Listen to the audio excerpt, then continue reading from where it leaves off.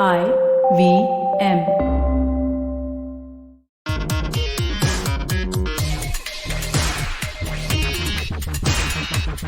Hello and welcome to yet another episode of Simplified. Happy New Year, everybody. Hey, Happy New Year. Technically, even though we are recording in 2021, this episode is going the to come earliest out. Happy New Year ever yelled out. So Simplified is a show, as some of you know, where four of us try to deconstruct the world around us in a language that anyone can understand so that we may all seem smarter to the world. And who wouldn't want that? I'm Chuck. I'm Srikeit. I'm Naren. And I'm Tony. Synchronization is why the four of us will never be able to form a rock band. Usually what we do on this show is we think of a topic that catches our fancy and we read 3 articles from Wired and the Wikipedia page, and then we punctuate it with a lot of bad jokes. And if all else goes wrong, all of us have this red button over here, which the listeners can't see, which says Naren emergency. When we press that, Naren gets a notification in this house and he immediately comes up with an anecdote or a PG Wodehouse quote. And that is how the show has gone on for 240 episodes. But once in a while, we decide to get on some. Just sometimes. I see what you did there. Hashtag Cold Bear fan. We should generally do one of those over here as well. Meanwhile, sometimes we get on people who are much smarter than us, or we find a topic that is just too much of an apple for us to chew. And sometimes both of these tend to happen together. And this, the first episode of 2022, is actually going to be that. So Srikeit and I have been wanting to do an episode on Web3 for a while. Actually, we've been wanting to do stuff around Web3 for a long time. We actually did a very rudimentary episode on NFTs a fair while back, at a point of time when we could very easily say that we were among the top 1% of people who understood what NFTs actually were. But the denominator has increased greatly in that time. So we actually have somebody who understands all this with us on the show. When I say all this, I mean Web3, blockchain, NFTs, cryptocurrency. I'm assuming meme stocks as well somewhere in there, how Elon Musk thinks, everything, all of these things put together. The next 2 hours is just going to be a monologue by my good friend, somebody who I wanted to get onto Simplified for a long time, and him saying that he was getting into something involved with NFTs coincided very nicely with Srikeit and me wanting to do an episode or two on this. So it is my absolute honor to actually introduce one of my oldest friends, Ekalavya, on the show. Eka, hi. Welcome to Simplified. Yeah. Thank you, guys. Thank you. It's an honor to be here after being a listener. Oh, you are generally more enthused than. I think we should clarify for listeners and not viewers that Eka is Chuck's oldest friend in terms of number of years of friendship, not age. That honestly goes to Naren. That's a fair point. In fact, I'm not too young either. Yeah, I think I know Tony and Eka for approximately the same time. Yeah, I think so, around 2004 or so. Wow. Yeah. Did you guys also meet on Orkut? No, we met on Pagal guy. We like civilized, people. So the early awkward days, yes. Yeah, early awkward days. Yeah, absolutely. I think late awkward days, but yeah. So Eka, before we get into what you are doing right now, and we'll jump into everything like Web3, why it's going to change everything, this whole bubble around NFTs right now, and the promise that it holds, why some people try to buy a constitution with something called a DAO and all that. Tell us a little bit about what you've done. Like, you've got a pretty interesting career even before you decided to get into this whole space. Yeah, if I start, your editor will just take the entire thing and chop it off. But I'll tell you, I was a Web 1.0 consumer. Okay, and what that's I mean a great way to start, by the way. Yeah, great way to start. Because we might as well define what those different sections are. So, bro, when I was in school, I was in college, I was a Web 1.0 guy. Why? Because my dad was in the army. He was the HOD of the computer center in a center in Pune, right? Easy access to internet, hot. Did you have to put your shoes outside the computer center? Yes, the definition of web. I think I was the only one. I think the whole computer center was like 60 rooms with just one room with 3 computers. Early days, right? So the army was setting up. At that time, I was like, oh my God, what is this? So Web 1.0 was all about the read aspect of the internet, right? So, and I was, again, one-sided games, etc. And then what happened is Web 2.0 started. By the time Web 2.0 started, probably at the platform where Chuck and I met, which was a forum, which was a basic PHP BB forum, right? And the early forms of Web 2.0 was coming in, where people who were probably bored of just reading said that we need to write too, right? So that's where the whole term of user-generated content came in.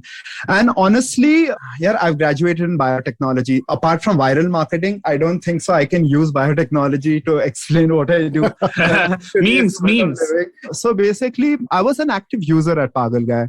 And that's where I met Chuck. And I made my first website in 1999 before even front page came out. So I used to use Microsoft Word because, again, probably because of easy access because of Dad. And, but I didn't like at that time, if you wanted to do something in, internet didn't exist, right? It was engineering karna hai. And engineering also ENTC, computer science, it would primarily be hardware, right? So no one even knew the web as it was. And we would write, and I remember writing software code on paper. In exams, right? In exams. Exams would. I remember 10th standard exam, write a small hello world program. Code, right? Yeah. You're like, what are you talking about? But so I was always enthusiastic about the prospects of internet. I used to different world, different conversation about. I used to crack Yahoo IDs. Okay, which what? So and I'll tell you why. I'm bringing this up and the aspect of NFTs and belonging and vanity, right? So I'll connect the whole bridge for you. But in around 2000, I was actually clearly into the, we used to brute force and we used to crack IDs on Yahoo. And what are these IDs, right? So between 96 to 98, so imagine a platform says you can only mint NFTs for 2 years.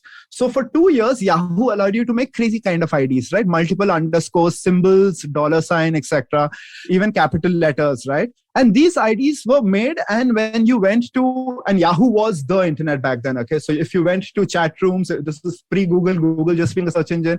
If you went to chat rooms, Yahoo Chat was the biggest. If Yahoo Messenger, everyone used to use. And game rooms like chess, checkers, etc.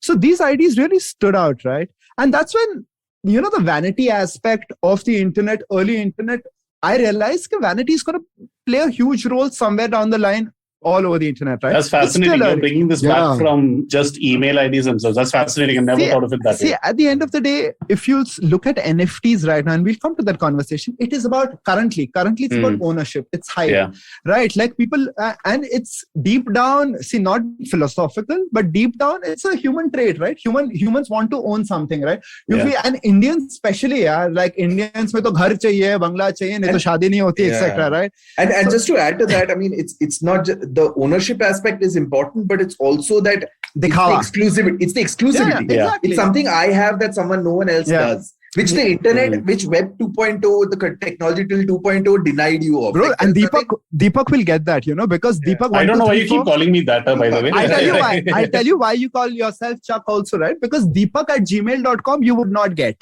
Fair enough. Because like you say Deepak and in any room, right? I'm sure there'll be Deepak, Rahuls, etc., right?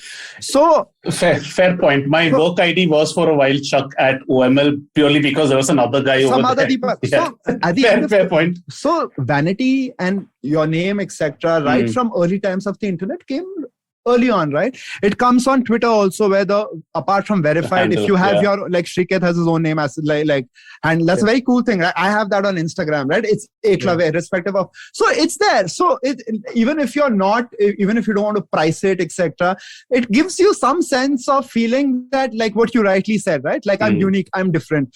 So this was an aspect of the internet I liked because I used to crack IDs, sell IDs, early PayPal user also primarily for getting money, etc. Were you a squatter? Whatever you're saying right now for email IDs extends to website URLs. I had some really beautiful domain names also, including the domain name right now, which I tried to buy off the podcast I started in 2009 called letscrack.com. I tried to reach out. Very casually, I like how he said start a podcast in 2009. We'll get back to that. Yes. So, but I'm just sending you some context because you'll realize. So when we went to forums, right? And Pagal Guy as a forum. Again, in forums, when people are talking, for those of you who understand the MBA jargon, right? Like the people who had Blackie right? The top 6 IAM calls, right? They would put that below their username and handle, right? Yeah. So they would say Blackie convert, Blackie call, so and so convert. Because again, it's dikhawa, right? Like it's good. Like it's not like people are not paying you for it, but you feel like without telling someone respects you, right? Yeah, sorry, just to give a little context to Simplified listeners who are not crazy Pagal Guy fans, Blackie is MBAs. MBA fans. MBA fans, exactly. So Blackie is, so it's in Pagal Guy context, Blackie, which is now Blackies, is Bangalore, Lucknow, Ahmedabad, Calcutta, Kanpur. Kozhikode. Kozhikode. Oh, sorry, Tony. Bangalore, Lucknow, Ahmedabad, Calcutta, Kozhikode, Indore, and now Shillong. So and now Shillong and a whole bunch of others. And by the way, what I used to love about that is Bangalore used to be this wild card who nobody knows how to convert. So you'd usually have guys who had calls from everywhere else except Bangalore. And that was another acronym called ILACB, which was fantastic. Or they were run of the mill, so they were lackeys. Or the non-finance guys, actually, right? Don't rationalize. Let's get back to So Pagal Guy was a forum, right? Then I actually moved to work to Contest to Win. And why Contest to Win at that time? Contesting's always been there on the internet, right? Yeah. And again, you'll realize why I'm now saying it, because a lot of people feel that all these contesting websites and giveaways are fake. Right. Most of the people, if someone says ki you're going to chance to win this, that, in fact, like scams aside, right?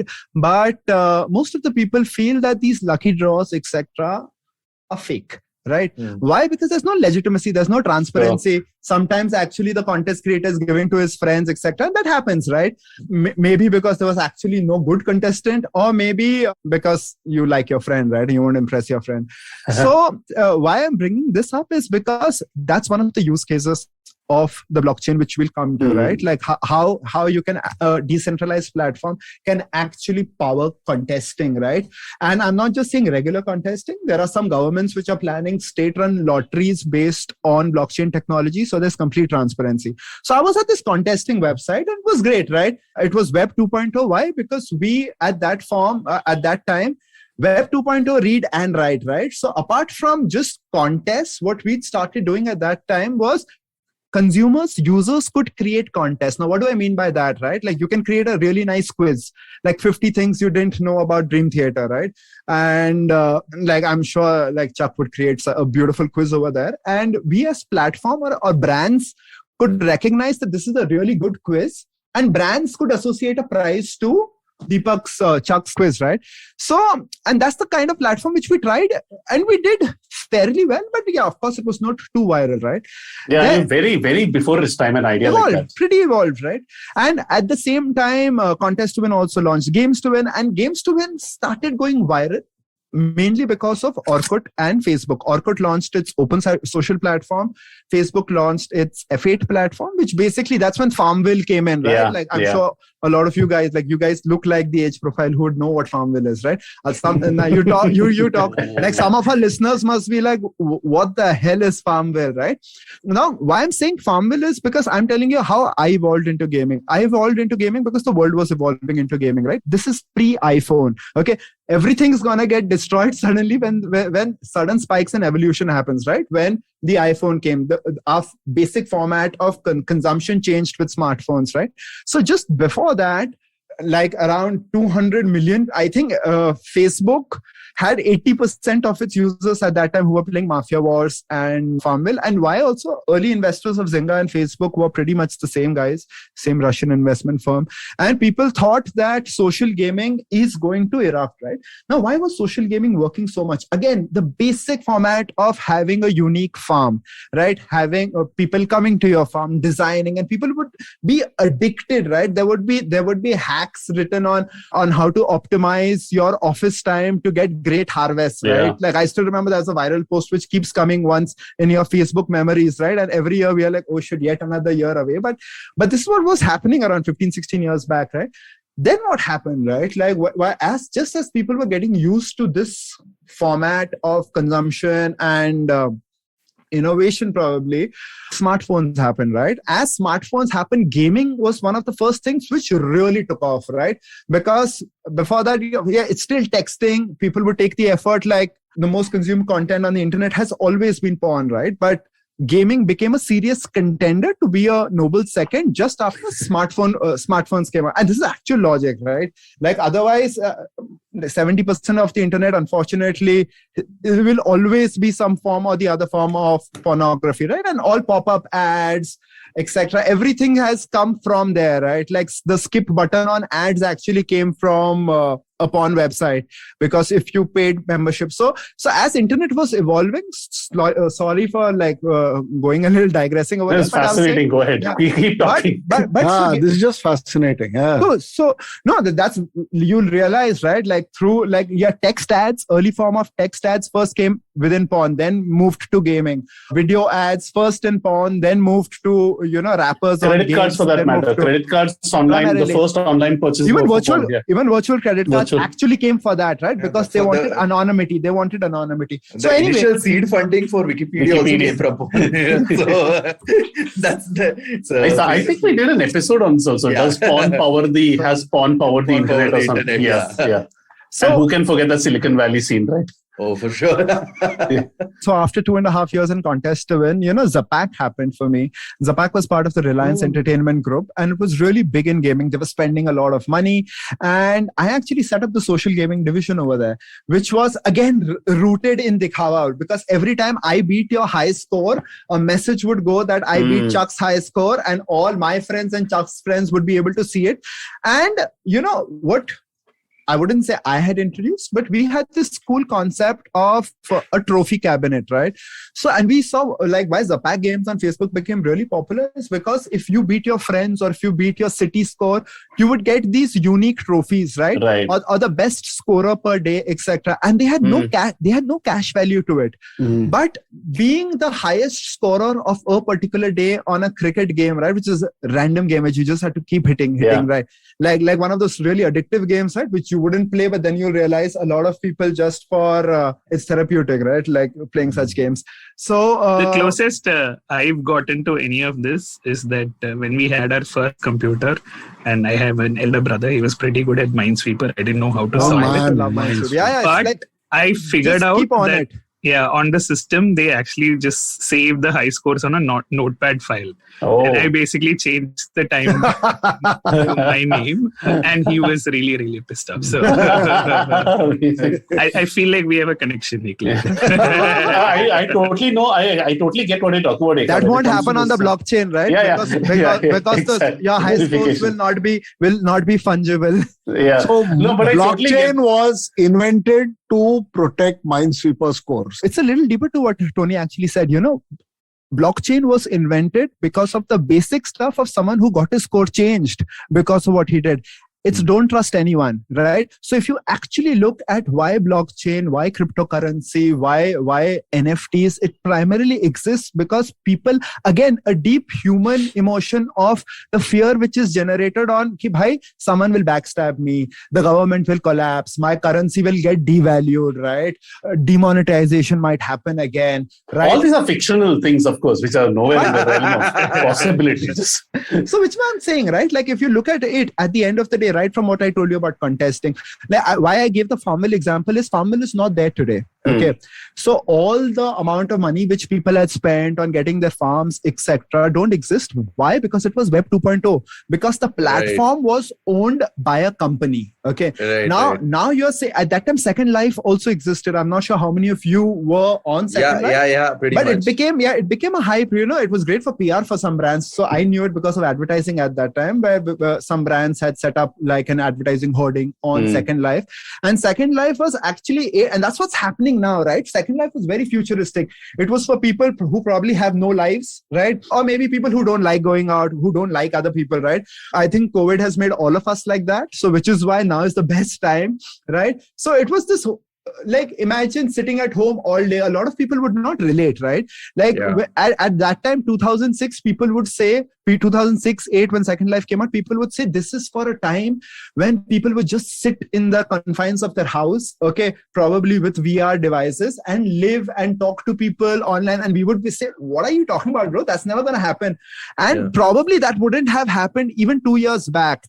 But now when you look at what's happened suddenly with this evolution, with COVID happening, with all these lockdowns, people have at least opened up to the fact that, yes, I can be confined into my house and be staring at a screen all day, right? And that's happened. No, I think just to add to that, I think there's one thing that, I think this entire revolution has been accelerated by the pandemic, because what the pandemic has taught us is a whole bunch of stuff that people absolutely took for granted has completely been destabilized. And what that has kind of pushed, the technology was getting in place already, but how it has gotten catalyzed in some way is that this lack of certainty of anything has caused people to truly question and understand that what's going to happen 10 years in the future is uncertain. But what we need to do is build a platform that's able to support this uncertain future with some semblance of rules that we can follow and some kind where of you don't have to trust a third party. Okay, exactly.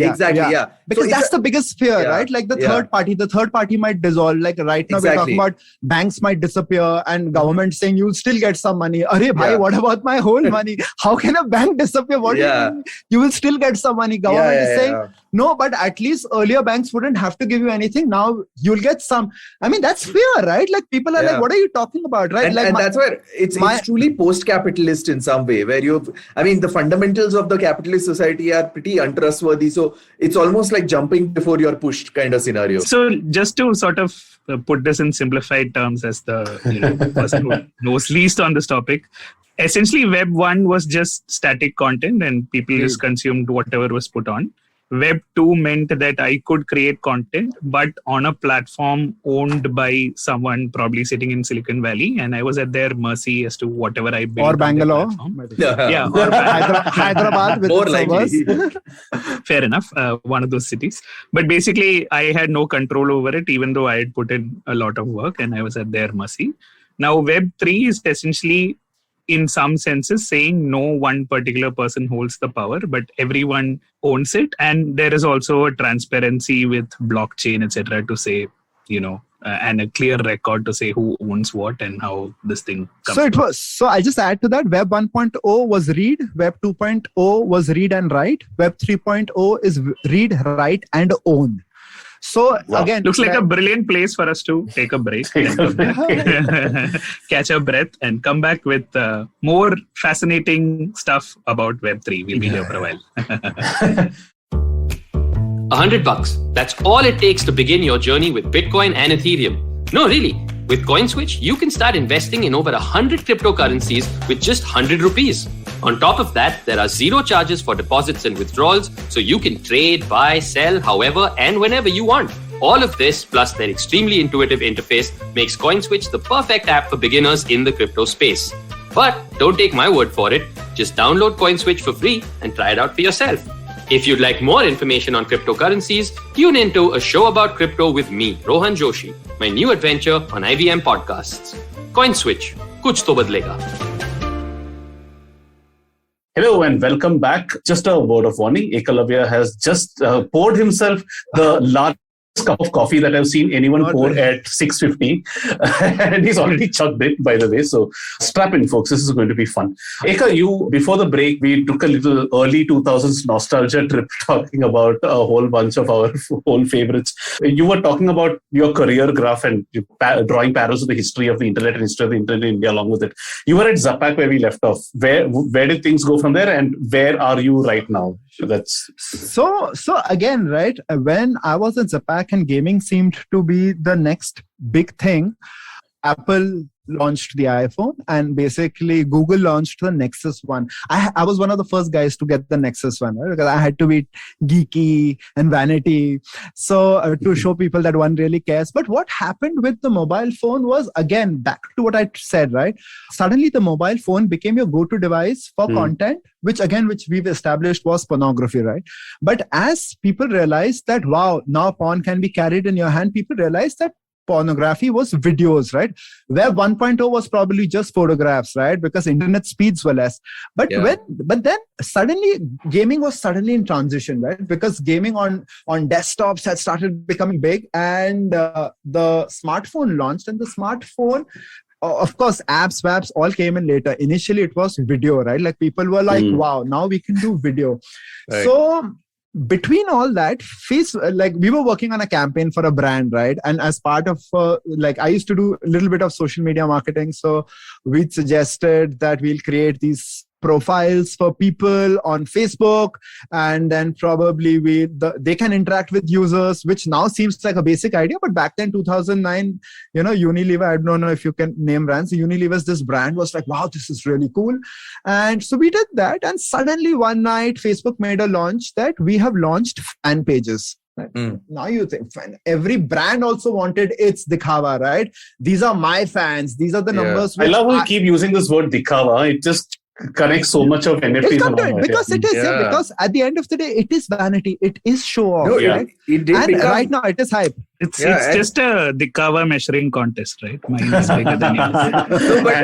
And by the way, before we get serious again, the underrated comment which you didn't give Naren a chance to make a joke on was pornography is carried in your hands. There's so much that Naren could have done with that. Carry on, please carry on. But also just on a related note on the Dikhawa of my brands, I still remember, and not naming any brands, one of my clients who was at that time, they were so obsessed with the number of fans that they had, that there was one particular thing that the guy is like, listen, my annual AGM is coming up and we are currently 10,000 fans short of a 100,000. So let's just spend that extra money, buy those fans so I can put that as a header in my this thing. And I was like, at that time, I was like taken aback, but then I was like marveling at what a brilliant product this man has created. That inside this world, there are actual corporates who are willing to spend massive marketing spends for just status on a vanity metric that everyone's bought into. So it's this was before Facebook. No, but that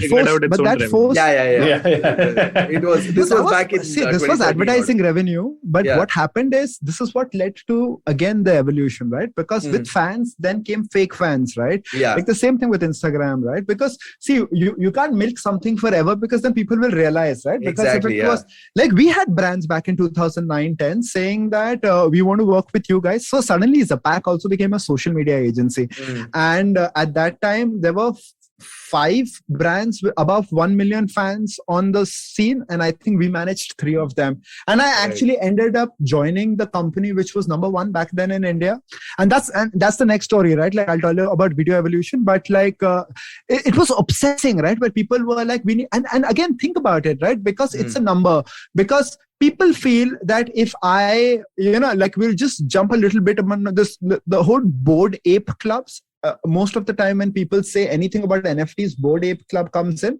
And most of the NBA players, some of the NBA players bought into those NFTs, just changed it into their profile pictures. And suddenly it was really cool, right? Like if big cool people are doing it, then everyone wants to do it, right? So if a big brand has a fan page, then everyone wanted a fan page, right? Because your end consumers used to think, okay, if a brand has so many fans, that means so many people actually like it, right? And early days, right? This is before two-way communication. This is before CSR. This is before CRM was used. This is before. This is still when digital was a function of marketing, and we didn't see digital businesses. Right. This is still when This is still when the Bansal brothers were still working in Amazon. It's still not the brothers, but the Bansals. Flipkart was still around the corner, right? So to give you an idea, this is still at that time of the internet, but still people realized that on the internet, that same philosophy of kiska bada, right? We were in the midst of some. I run a fashion tech company, actually. We have a brand which sells only black. Apart from that, that's just the front of a B2B marketing. Otherwise, we are a B2B2C SaaS plus company, which works on computer vision, which is helping in automating sizes, figuring out body shapes, etc. So that's something in the computer vision AI space which I really wanted to do. During that, one realized a lot of aspects of AI and VR in fashion, and again vanity, etc. And I was an early crypto investor, and big FOMO of exiting too early was out of the space, primarily because I still don't believe in the currency aspect of like someone asked me the basic difference between, say, Bitcoin and Ethereum, right? Like Bitcoin is like, and many people must have heard this. This is also a meme which I read on the meme. Like Bitcoin is like an Excel sheet, right? And Ethereum and blockchains like Ethereum and Solana, they are like an Excel sheet with macros, right? So the way is initially the whole currency aspect, a lot of hype, people hoping utility, etc. And then, just, talking to smart people who, like yourselves, just talking to smart people, Googling, like nowadays, you don't even need to talk, right? You can just ask Google and just figuring out forums, etc. Like I personally started realizing that, wow, one was there at the Web 2.0 curve. And this Web 3.0 is pretty much happening right now.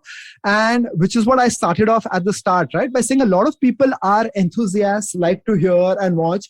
And I was like, since it is read, write and own, right? Like the read, write, the Web 2.0 phase, who are the early guys, right? Like you guys who created podcasts. Everyone could create a podcast, right? But like the enthusiasm level has to go a little forward where you are like, okay, let's actually do something in this space, where the threshold frequency has to be crossed. The same way the early people, the early bloggers, right? The early user-generated content creators, the early video podcasters, they were the earlier ones on that whole journey, right? So the Web 3.0 journey has started a while back. It's going to take time because, again, this you won't, like right now, we in the last 1 hour, we realized so much the internet has evolved, right? So when you are at it, you won't see daily evolution, but now we are at a pace where it's almost like a monthly evolution, right? Because if you're not in this scene, 6 months down, there's a new currency, there is a new DAO, there is a new blockchain, and you're like, oh my God, what's happening? There's so much happening. So no one's an expert. You at the start said like, I'm an expert, I'm not an expert. But I think in this space, you have to be an enthusiast, right? Like you have to want to know more. You want to like use your imagination and like be open to the aspects of how it can actually help you and society in general, rather than, just memorizing definitions of blockchain, ledger, etc. I'm sure there'll be courses and certifications where that's required. Yeah. But like you're listening to the wrong podcast if you want that, right? Oh, you definitely are. You hear long podcasts for many things.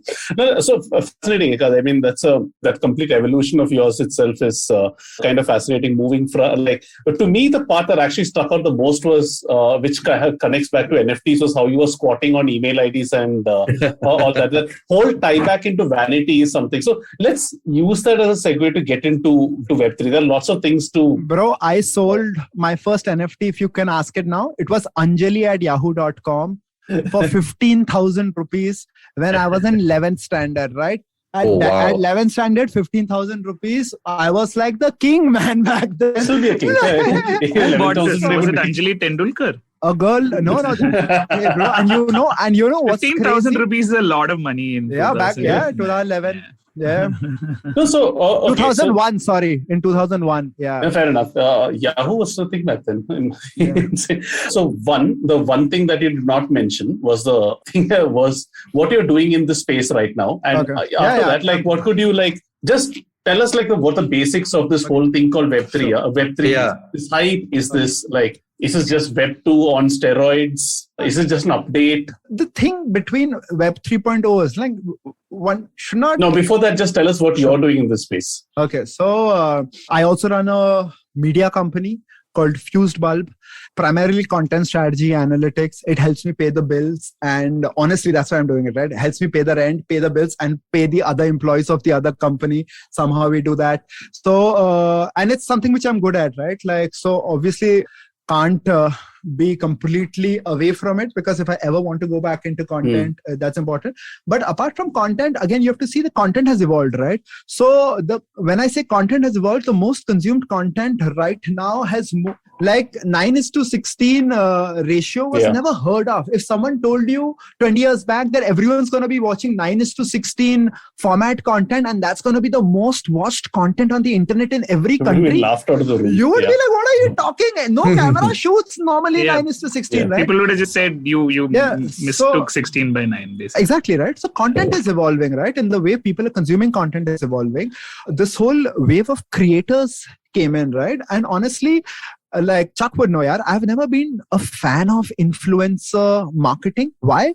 Because I believe we had the early influencers, right? And probably I had seen that it's not going to give you again, it's more association, right? Like earlier I was why I used to be very dismissive of influencer marketing, because I used to be like, it's just a screenshot on a marketing PPT, right? Like at the end of a campaign, you send a screenshot saying that we got a shout out from so and so. And honestly, it is. So if there's any marketing manager who's listening to this, they'll relate better, right? Because at the end of the day, a lot of influencer marketing is down to, no one cares whether the influencer is genuinely influencing. Is he or she talking about that brand in their social scenarios? Is actually committed to the brand? Will he or she actually buy the brand, right? That's all genuine influencer marketing, right? Not many people care about it, right? Like people who run their own brands do. Eventually, you will realize in this whole marketing thing, we're not here to change the world, right? Most people are just doing their jobs, right?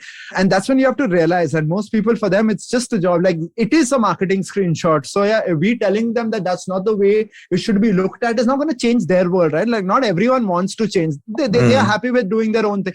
And then they'll say that it is for reach, it is for the screenshot. So reduce the price if it is just for the screenshot there. So that's one reality of influencer marketing, but it can also do a lot. But when I'm talking about influencer marketing, it's evolving now, right? So what I was saying is slowly, the smarter people are moving to the brand side. They are realizing that it has to mean a little more than a screenshot, right? And influencers and creators are themselves realizing that it's not just randomly about how many views your reels got, right? How many likes you got, right? Because eventually you got to realize that people are not going to keep coming back just for branded communication, right?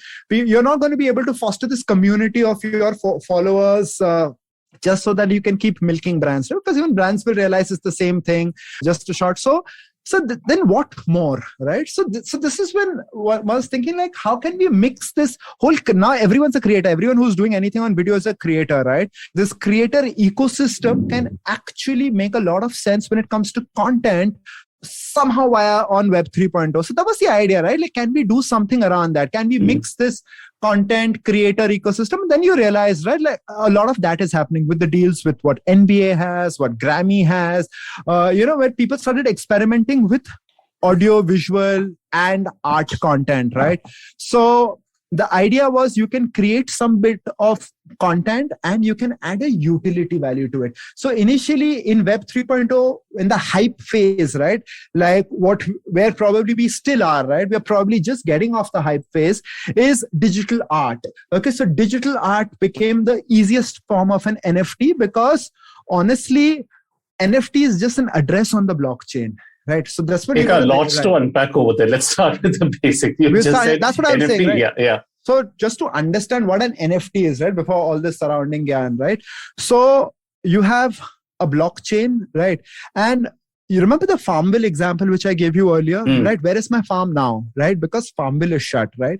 Now imagine Farmville in today's world. Okay, Farmville in today's world on a decentralized platform. Second Life in today's world on a decentralized platform that it's not owned by just one company. Okay, any piece of hardware or computer running that program, running that node, ensures that today's Farmville would be alive. What do I mean by that? Any currency, right? Let's take a upcoming currency which a lot of people are talking about in India. If you look at a currency like Solana, okay, not many people know about it. It's in the top 5 currency. I don't have any holdings, so this is not promoting Solana, but just to use it as an example, this form of this blockchain will not disappear overnight unless everyone using it stops using it, right? All it needs is a little bit of energy and a little bit of hardware, authenticate actions. This is what the blockchain is. So if you want to understand it, it's just a network of hardware where a node can be played of a particular program which is linked to a particular chain, right? So Ethereum chain, Ether being the currency aspect of it. So like Bitcoin is primarily ledger. So let's keep Bitcoin aside, right? Where people are primarily looking at it as currency. Now, if you look at something as Ethereum, as Solana, when you're talking about the blockchain, now people are realizing that, wow, we can do so much more on it. It's not just about currency, right? So that's when people realize that what is the simplest format to do? Okay. I'll just tell you what, so ERC 721 is something which you guys should all Google anyway. So what is ERC 721, right? So ERC, it sounds like a Rick and Morty. This is, So this is the basics of all NFTs, NFTs, right? On the Ether chain. On the Ether chain. Okay. So what is this? Okay. There are two, right? There is one which is about creating NFTs and second which is about bundling NFTs. Bro, so basically what is an NFT, right? Like at the end of the, or what is anything on the blockchain, right? When people say multiple things like smart contract, this, that, etc. Right. Let's keep all these jargons aside, right? Like it is basically a program, right? If you and me have a deal and we don't trust each other, okay, and we don't even trust a third party, right? Because the third party might take our money and disappear, right? So if we don't trust each other, or it's not about trust, right? Like if it's an action which there's some to and fro, you create a contract, right? Like and this contract is a program. Right? I think the best analogy that floats around is the vending machine one, right?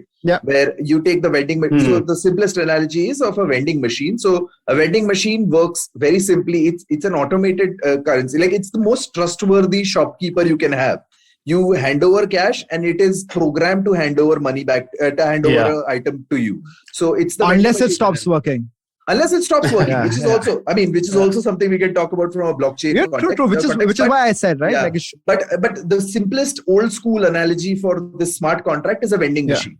So this ERC 721. So what is it? So basically now imagine many people, a big word is, okay, NFTs aren't, right? Or whatever. NFT can be anything. But NFT as a token, what does it mean? Non-fungible token, right? Like what is fungible? Fungible means something which you can replace, right? Like simplified hosts. I don't know if you can replace you guys, bro. Like me, simplified guests, right? Guests can be replaced, right? So basically, cryptocurrency, right? One Bitcoin can be, or one Ether can be broken into n number of 0.000, right? So 0.001, 0.0001, you can take it like, and you can keep dividing it into. But NFT cannot be. Just to give a little bit more on that, where one more aspect of it is, a fungible item is 10 rupee note. You can take two different 10 rupee notes and they are absolutely indistinguishable, even if they are held by different people, minted from a different mint, all of that stuff. So those are fungible. Whereas if you take your dog, for example, even if the two dogs are of the same breed and the same color, two dogs are non-fungible. Where one guy cannot say, I have a black Labrador, you have a black Labrador, let's just exchange them because there's no difference. That goes through genetics and all, right? Yeah. Like the DNA is different. Yeah. So that the whole point is they are non-fungible. So the whole idea of this particular thing is one Ether, which is one Ethereum coin or one whatever, is fungible. It can be one Ether is exactly completely identical to another Ether. But an NFT is non-fungible, so you can only own one of those on the item. I was just trying to simplify because I just got unless a collection has non-unique tokens, right, in the series. Yes, but let's not complicate for too many. It's the simplest. So now when you come back to the whole NFT, right? So what's the right now? What we're seeing is the tip of the iceberg, right? What is the easiest way where I can get vanity? Easiest way. What I have been telling you. That's a beautiful way of explaining what NFTs are. That is the fundamental. So again, you can see the iceberg cut top, right? So the same thing, what I've been telling you since the times you were talking about 1997, 1999, right? The easiest way is the avatar, right? Like Pagal Guy forums, people putting their display pictures below that. Like that's the avatar. Most of the forums would have an avatar, right? So again, it's your display picture, it's your image. Like we are used, like right now, WhatsApp, Twitter, most people identify with that photograph which beeps up, right? So the easiest way was, wow, can we have these avatars, right? A lot of people who are exposed to gaming, avatars, where do you see great artwork? Again, music, movies, etc. So suddenly people said, yes, a very easy way without having to code too much. Every time you have to mint an NFT, which apart from the metadata, okay, so there's an NFT, what you are putting up on your as a display picture or right clicking and saving, etc., whatever, the metadata is stored, right? So which probably shows that what the NFT is. But the utility of the NFT gets built on. Right.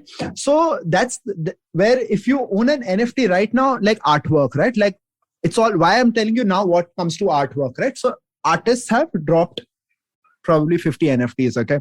Yeah. There is no utility to it apart from showing off, right? So if it's your favorite artist, you have bought an NFT because in your social circles, in your WhatsApp group, in your Friday night, Saturday night drinking It's a point session, of flex. yeah, it's a pure point of flex, right? So, and it's like a bigger car. It's like a Tesla, right? Like, no, just to ask a question here, right? Sure. So as an artist, how do I create an NFT? yeah, so I'm coming to that, right? So now, first, for an artist, the easiest way to create an NFT is to mail me, right? Or Well done. Well done. Obviously, right? Because it's like, and that's a 5-minute explanation, and we'll keep it simple. But let's come to why NFT, right? Why do you want to mint an NFT firstly? Why should the artist want to mint an NFT? So an artist mints an NFT. It doesn't create an NFT. That's a technical term. For it to be recognized and have its unique address on the blockchain. Okay, got it. So the same way coins are minted, etc. So you mint an NFT. So you mint an NFT on the blockchain, right? For that, again, like this NRC 721 I told you about, it's a standard, right? So it's a standard used right now on OpenSea, which is one of the biggest NFT platforms marketplaces. Apart from marketplaces, it's also a place where you can mint an NFT, but it's a wrapper. So they help you do it, right? They help you do it, which is why you have almost $100 to $300 dollars just to mint an NFT right now. If you're doing it on the Ether chain, if you don't have a blockchain programmer, right? Or if you are very much associated only with doing it on the Ethereum chain. And I'll tell you a little more, right? Like how it depends on the utility aspect of it or just the art aspect. No, let's continue by the art aspect of it, right? So some artist drops around 50 of his illustrations and people buy it, right? Now you got to realize that when you're buying something over here, right? You're buying for arbitrage, right? You're buying to sell, okay? You can buy to keep, okay? But when you're buying to keep, you have to create hype, right? Even to sell, you have to create hype, right? So the darker side of the NFT art side is a lot of artists create and they themselves bid within each other, right? So it's all part of their pool, and you create enough hype, you get enough celebrities, you use your friends, use your social contacts who you've gotten closer to during COVID, tell them to buy, tell them to do some hype, and that's all, right? Like basically a painting, you own a painting. If you can convince enough people around the world that it costs more than what it costs more than what you've paid for it, right? That's it. That's all you have to create, right? So the art, so that was the early art aspect of it, right? Like, and a lot of people made millions over there, right? Because you're buying something for cheap, you're waiting for the hype to grow, and then you're selling it, right? Because at the end of the day, it's not really got some utility till some creators realized ki bhai, this is not gonna last till we add some utility. So then some artists said, if you own this token, you get access to my Discord server for life. If you buy this, you can collaborate with an album and they can take it as the album art. Yeah, right? correct. Yeah, I think the Kings of Leon example is a famous one. Yeah. Those 4 tokens whoever had in their 1 to 5 years, in their 1 to 5 years lifespan, anytime you can. And building on this, when you ask me what am I doing, right? I didn't want to tell you because at that time it might be too complex. Now it's easier to explain, right? So Kings of Leon example, a lot of you just have to Google Kings of Leon NFT, okay, and you'll realize what they did, right? But now let's use the Kings of Leon example, right? Imagine it's a band, okay? It's a young band, okay? The band launches their NFTs, which is basically, imagine it can be any piece of artwork or an audio track, not giving full rights to the song, but just an outro, intro, some riff, outtake, whatever, whatever, and they put it up. Okay, now because probably Chuck really loves this band because it's probably like Dream Theater. He's like, this is a good band, I like the music, right? So even though this NFT is overpriced, I think I will pay $1,000 equivalent for a lifetime backstage pass. Okay. So Chuck buys it. Okay. And he displays it. Everyone says, ki, bro, I can right click and save the JPEG. What is it? And Chuck says, bro, it's my favorite band and I'm allowed unlimited backstage access. People say, okay, fine. Now Chuck's an early spotter of music, right? Now this band grows. okay, goes viral, has a hit, it virals on TikTok, virals on Instagram Reels. Suddenly this band is now, everyone's talking about it. And it's been 2 years. Chuck still has that NFT, right? Now, the NFT which he'd bought at that time, okay, suddenly will have a lot more takers. Why? Because that band, so Chuck invested in the band, right? So are you seeing the possibility of what one can do with talent in this space, right? Where, a smart contract basically has been created when Chuck bought the NFT, right? And he's acting upon it and selling it later because there might be hype or the band's actually done well, right? Yeah. So that's something which I was really excited about. And honestly, back then, like I have a Facebook post in 2012 where I'd actually put this out, and there was no platform where you can do, right? Like if I wanted to, like Chuck, you would remember this. In 2009, I had put up, there was this big bet. Remember, Virat Kohli was the under-19 captain, and I had put a tissue paper saying that if Virat Kohli does not become the captain of the Indian cricket team, I'll chop my balls off. And my flatmate at that time had written the reverse, right? Because and he'd said, like, we were having some chicken tikka and he's like, this fork has more talent than Virat Kohli. Because Virat Kohli was this brash, abusive young kid, right? And but like I knew that this guy is going to do big, right? And if there was like the same thing with Nadal, I would say, right? Like I remember, like I had told my dad this, like we were seeing Rafael Nadal winning his first Roland Garros, and I told Dad, if Nadal was a stock, I would invest in him right now, right? And I was a big Juan Carlos Ferrero fan back then. He'd won one, and then like Carlos Moya, Gustavo Kuerten. Like I don't know if you guys like French Open chess. You're talking about hardcore Nadal fan right below. But now, Eka, I want to stick to this example because it's a fascinating one. So I want to base a few questions on this, and I think a lot of the questions that I have will get answered on this. So the example that you used, right? Me finding this young band doing this whole is a fascinating example. Yeah, I think it's a fascinating example. So what stops this from happening in a world without NFTs? What is stopping the band from releasing a lifetime pass, buying it in Indian rupees and having this benefit? Sure, and later I can maybe even sell the rights to that pass or something to say Srikeit, who is willing to pay a lot more for this. I understand that all this can happen on the blockchain very easily and it's cited as a use case. But what's stopping this from happening in Indian rupees right now? See, nothing is stopping, right? But again, it's the don't trust anybody attitude, right? Fair. So there is going to be a platform. There is going to be a platform which can connect brands and say we can sell it, right?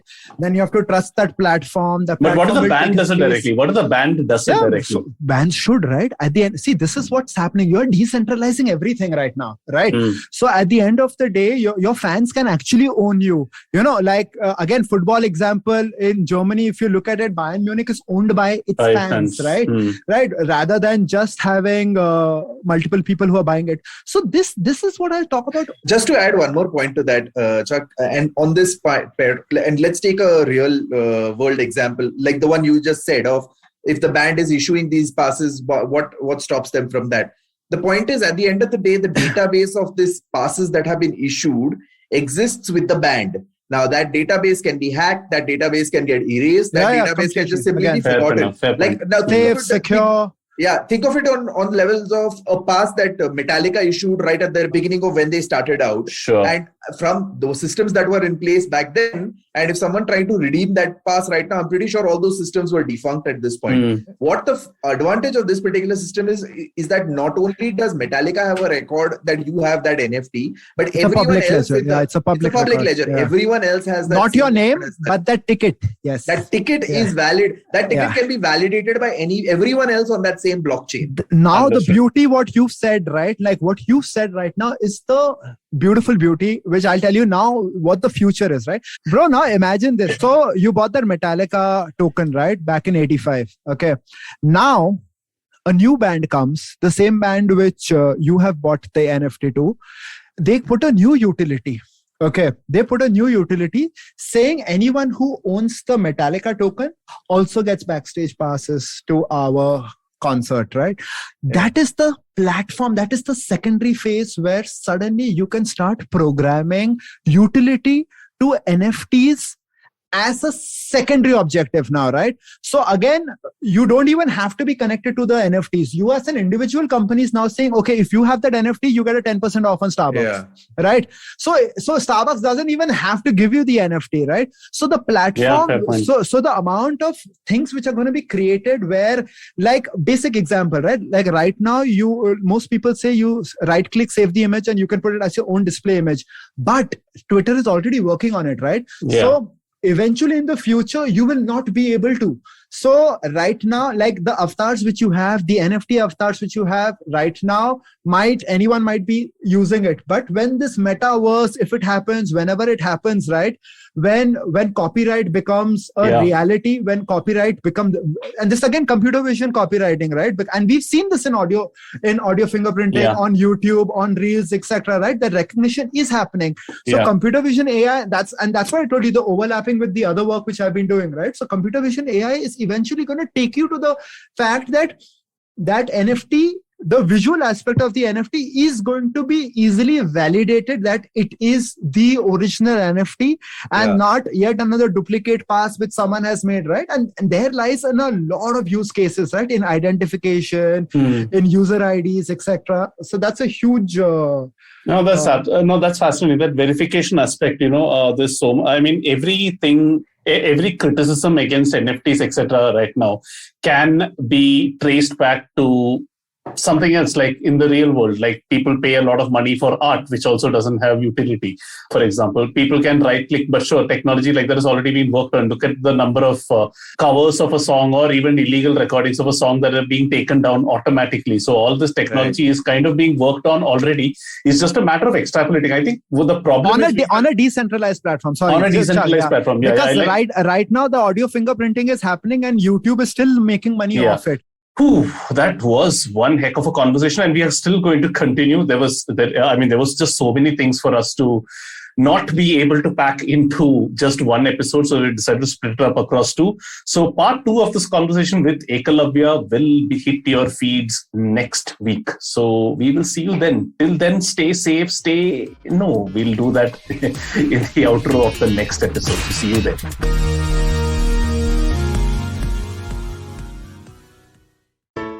Hey, it's been another great week on the IVM Podcast Network. On this year-end special Think Fast, Varun and Srikeit give their predictions on what lies ahead for the world of business and startups in 2022. We have Manjima Chatterjee with us on Audio Gyan. She is a drama explorer and educator. Kedar and Manjima talk about the new education policy, Bengali plays, and a whole lot more. On a Cock and Bull episode of Cyrus Says, Antrish and I joined Cyrus to discuss New Year resolutions, no restaurant food for cops, and COVID self-tests. On All Things Policy, the Takshashila folk discuss major events and trends in the tech policy space and their expectations for 2022. On Simblified, the gang looks back at how the last 12 months have passed for them personally. Do follow us on social media. We're IVM Podcast on Twitter, Facebook, Instagram, and LinkedIn. If you're enjoying this show or any of our other shows for that matter, do tell a friend. The word of mouth absolutely is essential to us. Don't forget to rate us on any of the platforms that you've been listening to. And also, I'd like to ask everybody to check us out on YouTube. We have a number of channels going. You can find all of them on ivmpodcast.com/YouTube. And finally, we'd like to thank our sponsors this week, Cred, Bank of Baroda, CoinSwitch, Kuber, and Intel. Thank you so much for making this possible. Don't you think that if everyone around you is getting smart, you better be smarter? Hey there, I'm the traveling professor Siddharth Deshmukh, and I'm back with season 2 of my podcast to make you smarter. Smarter with Sid. What's this season's focus about? Well, it's about 10-minute nuggets that will make you stand out at work. It's time to go from smart to smarter. Tune in every Tuesday and Thursday and become smarter with Sid.